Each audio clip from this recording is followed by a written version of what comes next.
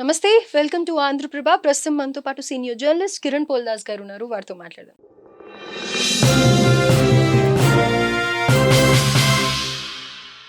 Hello sir, నమస్తే. Hi అండి, నమస్తే sir, global star Ram Charan wax statue లండన్లో ఇనాగ్రేట్ చేశారు. అది అన్వీల్ చేయడానికి రామ్ చరణ్ గారు, చిరంజీవి గారు, సురేఖ గారు అందరూ వెళ్ళటం జరిగింది.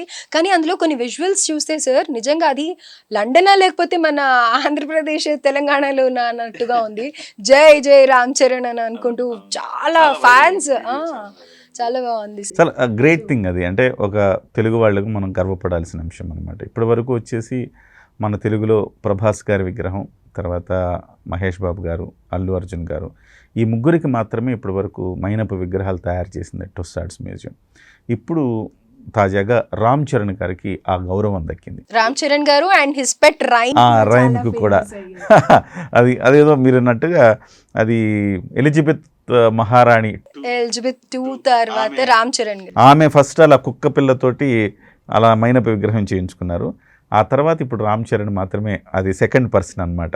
సో ఇప్పటికీ కొన్ని వందల మంది విగ్రహాలు ఉన్నాయి.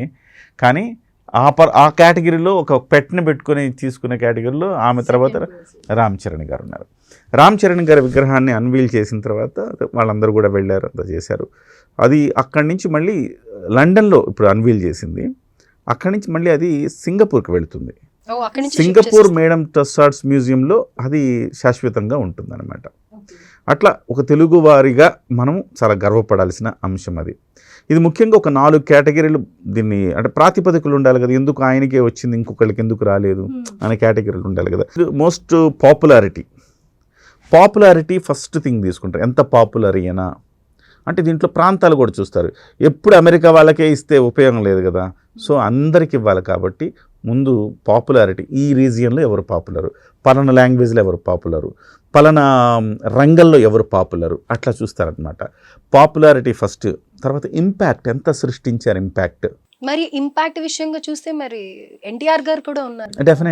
డెఫినెట్గా ఇప్పుడు అదే చెప్పబోతున్నా. ఇంపాక్ట్ చూస్తారు 2. మూడోది అవార్డ్స్ రివార్డ్స్ ఎంత వచ్చినాయి అనేది చూస్తారనమాట. తర్వాత పబ్లిక్ డిమాండ్ చూస్తారు.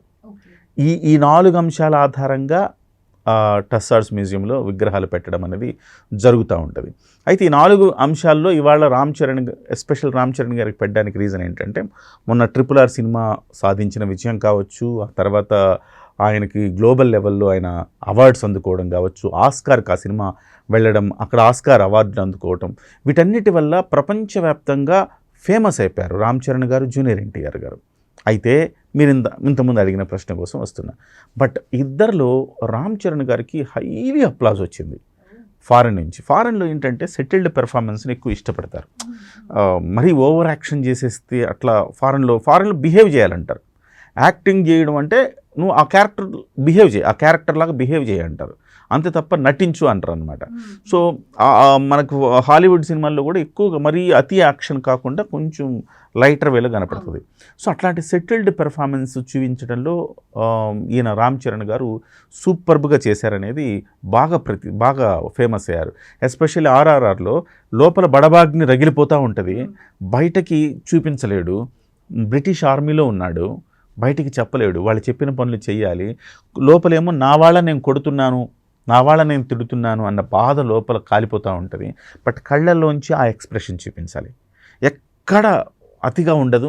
చాలా గుంభనంగా ఆయన చేసిన యాక్షన్ ఉంది చూసారా, అది సూపర్బ్ హైలైట్ అయిందనమాట. ఎస్పెషల్లీ కొమరం భీమో పాట అప్పుడు ఆయన కొడుతూ ఒక్కొక్క కొరడాతో కొడుతున్నప్పుడు ఆయన కళ్ళలో ఉండే కసి, అది ఆ యాక్షను కేవలం కళ్ళ ద్వారా మాత్రమే నటించాడు. సో ఇలాంటివి బాగా ఆకట్టుకున్నాయి ఫారినర్స్ని ఎస్పెషల్లీ. అందుకే ఆయన గ్లోబల్ అవార్డు కూడా అందుకున్నారు. అప్పటి నుంచి ఆయన గ్లోబల్ స్టార్గా మారారనమాట. అందుకోసం ఫస్ట్ రామ్ చరణ్ గారితో పాటుగా జూనియర్ ఎన్టీఆర్ కూడా ఎక్కడ ఏం తగ్గలేదు. జూనియర్ ఎన్టీఆర్ కూడా అద్భుతమైన నటుడు, ఆయన అందులో డౌట్ ఏం లేదు. కాకపోతే ఫస్ట్ రామ్ చరణ్ గారిని అవకాశం వరించింది, నెక్స్ట్ జూనియర్ ఎన్టీఆర్ గారికి రావచ్చు.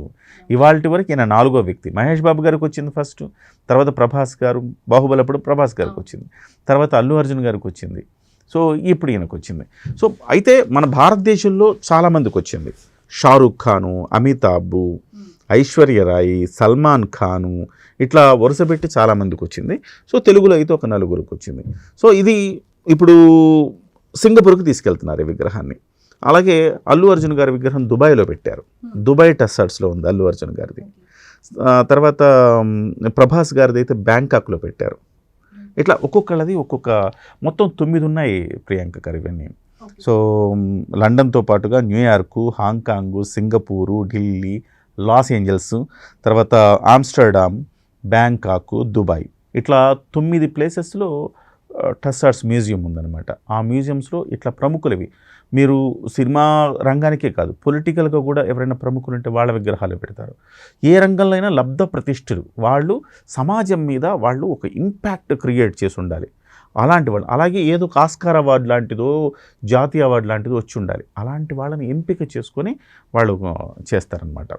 ఆల్మోస్ట్ దీనికి 3 to 6 months పడుతుందండి ఈ విగ్రహం తయారు చేయడానికి. 1.5 years ఖర్చు అవుతుంది ఒక విగ్రహం తయారు చేయాలంటే.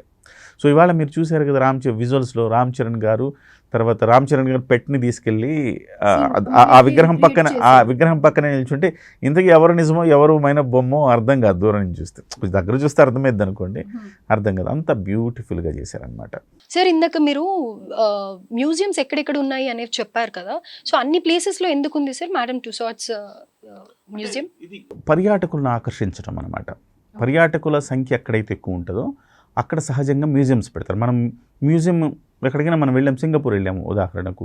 సింగపూర్కి పర్యాటకుల మీద ఆధారపడి ఉంటుంది సింగపూర్. దుబాయ్ పర్యాటకుల మీద ఎక్కువ ఆధారపడి ఉంటుంది. అలాగే ఆమ్స్టర్డామ్ పర్యాటకులు బాగా వెళ్తారు. బ్యాంకాక్ పర్యాటకులు బాగా వెళ్తారు. ఎక్కడైతే పర్యాటకులు బాగా వెళ్ళే ప్రాంతాలు ఉన్నాయో ఆ ప్రాంతాల్లో మ్యూజియం పెడతారనమాట. సో ఎవరైనా వచ్చినప్పుడు చూడటానికి అనువుగా ఉంటుంది. ఒక లండన్కి పెట్టారనుకోండి, మనం లండన్కి ఎవరైనా ఎంతమంది వెళ్ళాలి లండన్కి? దుబాయ్ అనుకోండి, మనలాంటి వాళ్ళకి 15,000 పెట్టుకుంటే దుబాయ్కి వెళ్ళిపోతాం, చూసి వస్తాం. సో ఢిల్లీలో కూడా పెట్టారు. భారతదేశంలో చాలామంది ప్రముఖులు 150 కోట్ల మంది అండి మనం.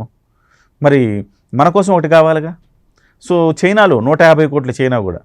హాంకాంగ్ అని ఒకటి పెట్టారు. అట్లా హాంకాంగు, దుబాయ్ ఇలాంటి ప్లేసెస్, మన ఢిల్లీ ఇలాంటి ప్లేసెస్లో కూడా పెట్టారనమాట. ముఖ్యంగా మీకు డౌట్ రావచ్చు, మరి ఏంటి సార్ రామ్ చరణ్ గారినేమో సింగపూర్లో పెట్టారు, అలాగే ఈయన అల్లు అర్జున్ గారి విగ్రహం ఏమో దుబాయ్లో పెట్టారు, ప్రభాస్ గారిది బ్యాంకాక్లో పెట్టారు, ఏంటి దీనికి ప్రాతిపదిక ఏంటి? సో ఒక్కొక్కళ్ళ విగ్రహాన్ని ఒక్కొక్క చోట పెట్టడం ఏంటి అనే మీకు డౌట్ రావచ్చు. మన భారతీయులు కాబట్టి ఢిల్లీలో పెట్టచ్చు కదా.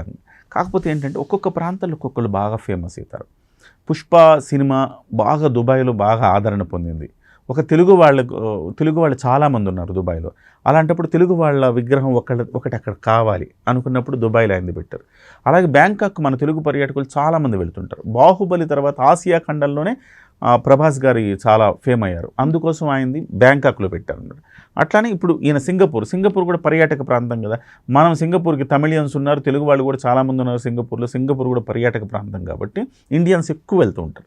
అందుకోసం అంటే ప్రతి మ్యూజియం దగ్గర ఎవరైనా తెలుగు వాళ్ళు కూడా ఒకళ్ళు ఉండాలి. ఇక్కడ మనం రిజర్వేషన్స్ చేస్తాం కదా.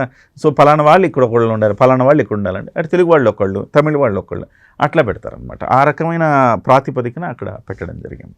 రైట్. సో ఇప్పుడు లండన్ నుంచి సింగపూర్కి అయితే షిఫ్ట్ చేస్తారు. Right sir. Thank you sir. Thank you.